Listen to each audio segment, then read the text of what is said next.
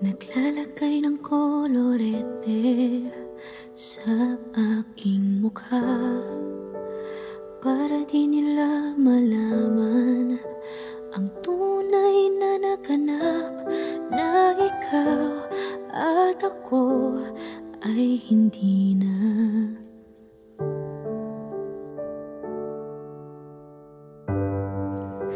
Iniensayo pang mga ngiti para di halata. Damdamin ko'y pinipigil, sa loob umiiyak dahil ikaw